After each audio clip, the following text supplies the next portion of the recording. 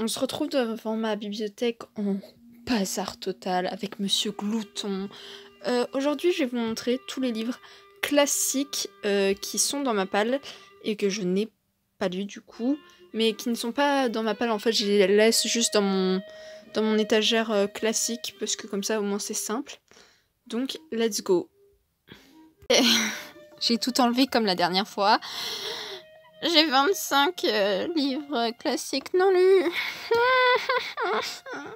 On va faire ça par genre. On va commencer genre par les recueils de poésie, mais je n'en ai pas. Donc on va commencer par le théâtre. Et on passera ensuite au roman, etc. Donc c'est parti. Alors je vais commencer par la pièce de théâtre Candide de Voltaire, que j'ai récupéré au CDI parce qu'il donnait des livres que je n'ai pas du coup lus pour l'instant. Et voilà, j'ai pas beaucoup de choses à dire dessus parce que je ne connais pas beaucoup de choses dessus. Mais en tout cas, ça a l'air cool en soi, donc c'est bien. Ensuite, de Jean Racine, nous avons Phèdre, qu'il faudrait que je lise parce que j'aurais dû l'avoir lu depuis un mois au moins. Ainsi que Iphigénie, qu'il ne fallait pas que je lise, mais que j'ai récupéré pareil au CDI, donc c'est cool. Ça m'en fait 2, c'est bien. En plus, ils font la même taille normalement. Voilà, donc c'est bien, c'est relou, sinon il y a toujours des problèmes de taille, mais là c'est bien, donc c'est cool, c'est mes troisièmes, ça fait 3 livres de Racine que j'ai, on s'en fout, mais c'est pas grave. Ensuite, on a Roméo et Juliette, j'aime trop, je ne l'avais jamais montré, il s'agit de la version trop mignonne, évidemment, reliée... c'est très mignon. Par rapport à ma main, voilà, si je le mesure, ça vous fait un ensemble de moins de 12 cm sur 9 cm, ce qui est très très peu. Ça rentre vraiment dans une poche pour le coup, et c'est très mignon, j'aime beaucoup. Bon, j'arrive pas à faire entrer ma règle. Donc c'est vraiment super cool. Je recommande puisque je n'ai pas lu. Et on a ensuite Hamlet, pareil de Shakespeare, que je n'ai pas lu. Parce que du coup, sinon je vous montrerai pas, je dis n'importe quoi moi. Mais ça me tentait parce que être ou ne pas être, telle est la question. Et ça vient de là-dedans, messieurs, dames. Et je l'ai appris il n'y a pas longtemps, c'est pour ça que j'ai voulu l'acheter. On a ensuite le Cid, qui est un classique que je n'ai pas lu. Et l'illusion cosmique, pareil, comique, oh, purée, je me trompe à chaque fois, que j'ai récupéré au CDI également. Qu'il ne faut pas que je lise, d'ailleurs. On a Ruy Blas de Victor Hugo, qui m'attirait pas mal.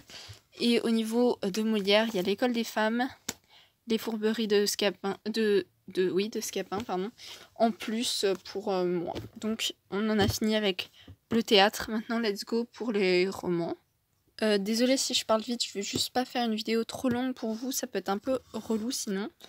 Donc maintenant on a La ferme des animaux de George Orwell, qui est évidemment une grande métaphore au niveau des régimes totalitaires, donc ça peut être super intéressant à lire. Et c'est assez court, donc why not. Et ça a l'air simple à lire pour une fois parce que j'en peux plus des livres trop durs à lire, pardon. On a également Gargantua, bien sûr, Rabelais, origine du roman. Gargantua, c'est le 2e tome de Pantagruel, on va dire. Enfin, c'est un peu l'origine de Pantagruel. Je n'ai pas Pantagruel, mais je l'ai récupéré au lycée, celui-là. Donc, c'est bien. En plus, c'est en parfait état, magnifique. On aime.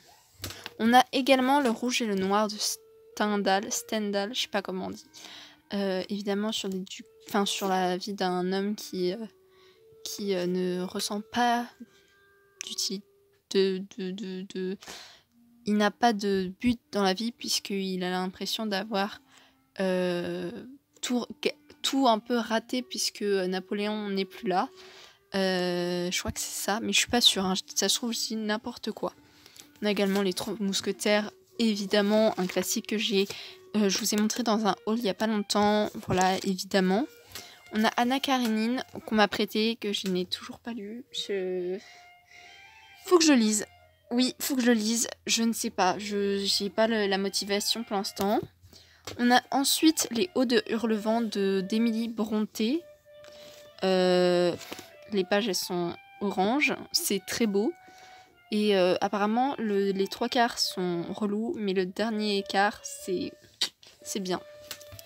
Et enfin, mais non pas enfin, je dis n'importe quoi, on a Orgueil et Préjugés pardon, de Jane Austen, classique, puisque comme je vous l'ai montré dans une de mes vidéos précédentes, j'ai le CD, à part si je ne vous l'ai pas montré, mais en tout cas j'ai le CD. Donc ensuite, je vais vous montrer les autres livres.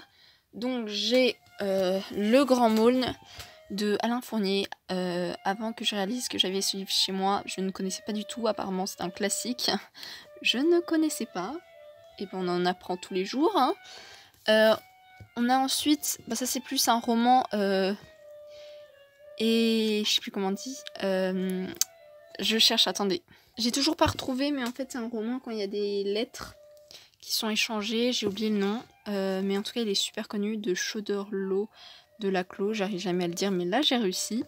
J'ai déjà fait un commentaire de texte dessus, enfin une intro, non un commentaire, oui un commentaire.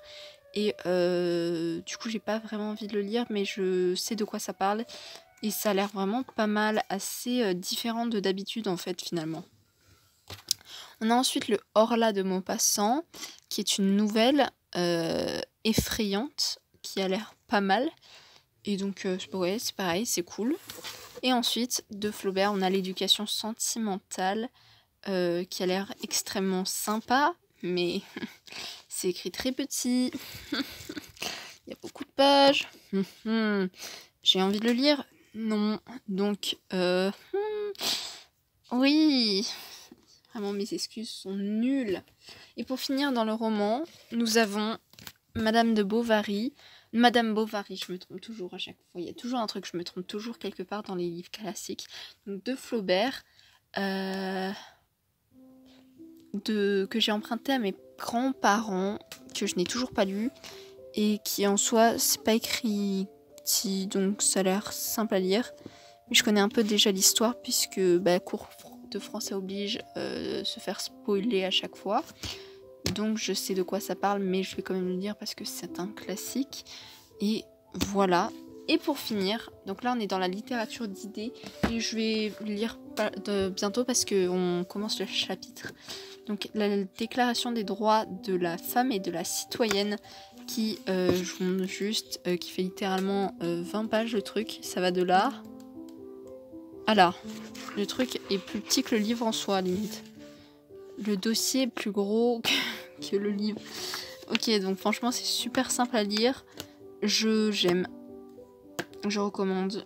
Parce que je n'ai pas lu, mais ça a l'air pas mal.